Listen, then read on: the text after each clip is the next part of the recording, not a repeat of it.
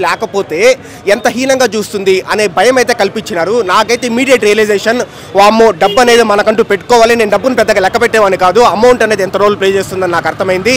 And నలుగురు మనుషులు ఉండాలని నాకు అర్థమైంది.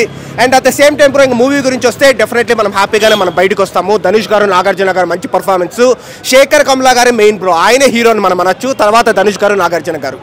స్టోరీ అసలు ఎలా ఉందండి? నాకైతే బాగానే నచ్చింది. స్టోరీ అయితే చాలా ఫ్రెష్గా ఉంది, స్క్రీన్ ప్లే అయితే ఇంకా ఫ్రెష్గా ఉందన్నమాట. శేఖర్ కమ్లా గారి ప్రీవియస్ మూవీస్ కూడా అంత లేదు, చాలా ఫ్రెష్గా ఉంది.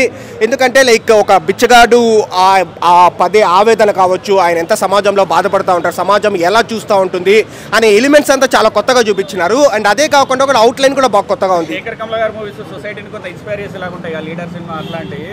ఇది డబ్బు వాల్యూ తెలుస్తుంది జనాలకి. డెఫినెట్లీ డబ్బు వాల్యూ కావచ్చు, మనకంటూ ఒక నలుగురు లేకపోతే సమాజం మనల్ని ఎలా చూస్తుంది అని తెలుసుకోవడం కావచ్చు. అండ్ అదేవిధంగా లైక్ ఎలా హ్యూమానిటీ అంటే ఎలా ఉండాలి. ఇప్పుడు రష్మిక మందన, ధనుష్ ఏం సంబంధం లేదనమాట, కానీ చివరి వరకు నిలబడింది. అంటే ఒక హ్యూమానిటేరియన్ గ్రౌండ్స్ మీద మనం ఎలా ఉండాలి, ఒక మనిషిగా ఎలా ఉండాలి అనేది బాగా చూపించింది. మేజర్ ప్లస్ పాయింట్ అంటే మైనస్ పాయింట్ ఏంటి? సినిమాలో major plus point Shekhar Kammula గారు సెకండ్ హాఫ్లో ధనుష్ చేత కొన్ని డైలాగ్స్ చెప్పిస్తారనమాట. బిచ్చగడ్ రిలేటెడ్ డైలాగ్స్ కావచ్చు, చావు పోయిరా మామ సాంగ్, ఆ రెండు ప్లస్ పాయింట్స్. మైనస్ పాయింట్స్ ఏంటంటే లెంత్ బ్రో, కాస్త ఒక 25 minutes స్ట్రీమ్ చేస్తుంటే బాగుండేది. Definitely award winning movie, super movie నిజంగా. అప్పట్లో బిచ్చగాడు, తర్వాత ఇదే, దీని మధ్యలో వేరే సినిమాలు వాళ్ళ సినిమాలు. పర్ఫార్మెన్సెస్ గురించి అయితే కనుక మెయిన్ మాట్లాడుకోవాల్సింది ధనుష్ ఇన్వాల్వ్ అయిపోయాడు థియేటర్లో సినిమాలో, అలాగా క్యారెక్టర్కి.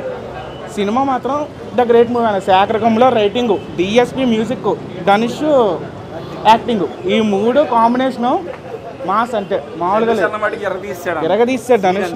అసలు గమ్ముని ఎవరు చేయలేరు అలాంటి క్యారెక్టర్. ధనుష్ చేసిన క్యారెక్టర్ చెప్తున్నాను తెలుగులో అంత ఈజీగా ఎవరు చేయలేరు. అసలు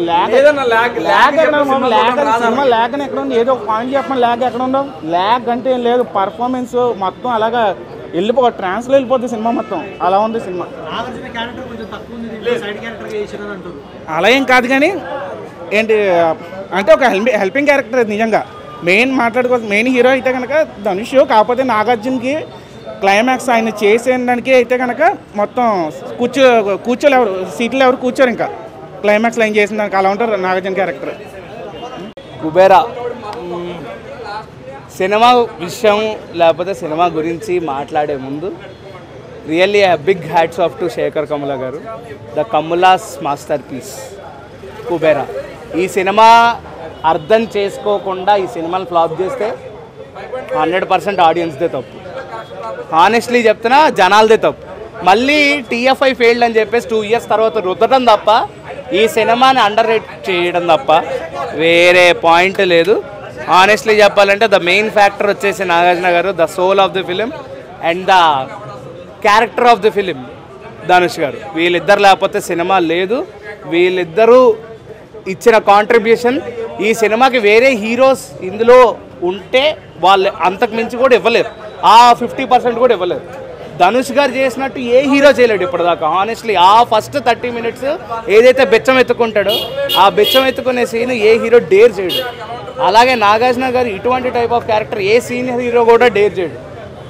ఒక ఎక్స్పెరిమెంట్లో తీసుకుని నాగార్జున గారు చేసినందుకు బిగ్ హ్యాట్స్ ఆఫ్. అండ్ ఆయన లేకపోతే ఈ సినిమాలో సోల్ మిస్ అయ్యేది. ఆయన ఉన్న ఎమోషన్స్ ఏవైతే కనిపించాయో ధనుష్ గారి మీద, ఆ సినిమా ఉంది కాబట్టి ఈ యొక్క యూపోరియా అనేది చూస్తున్నాం.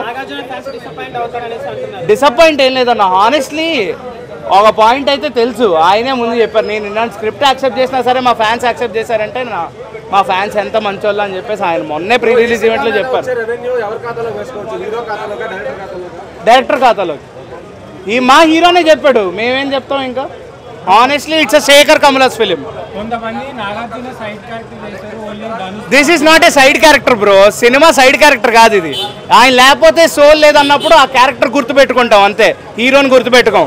ఒక మాస్ ఫిలిం తీసినా, ఒక క్లాస్ ఫిలిం తీసినా, ఒక సినిమా గుర్తుంటుంది ఏమో తెలియదు కానీ ఒక క్యారెక్టర్ మాత్రం జీవితంలో గుర్తుండిపోదు.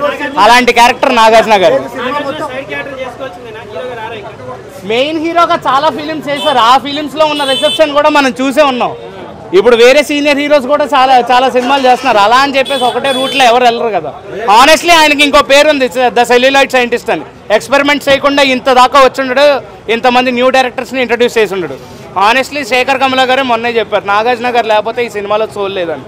అంతే, ఒకటే point, Kubera the soul of the film is Akkineni Nagarjuna. 1000 కోట్లు 100 కోట్లు కాదన్న, సినిమా గుర్తుండాలా లేదా అదే ముఖ్యం.